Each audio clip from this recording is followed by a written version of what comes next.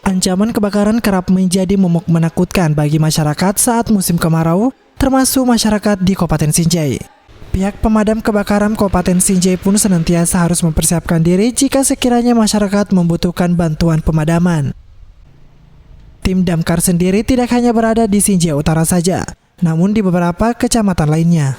Sebagai langkah antisipasi terhadap ancaman kebakaran, maka masyarakat juga diharapkan dapat selalu waspada. Tolong juga diperhatikan anak-anak kita untuk tidak bermain api, korek api, kemudian memperhatikan colokan listrik, memperhatikan kalau ada teman-teman kita, keluarga kita yang membakar-bakar di kebun, itu tolong diperhatikan. Puntung rokok juga penyebab kebakaran, dan itu sangat sering terjadi persoalan puntung rokok menjadi penyebab kebakaran. Selama 2019, pihak Damkar Sinjai mencatat kejadian kebakaran sudah sekitar 30 kejadian. Saharudin Hasan, Sinjai TV.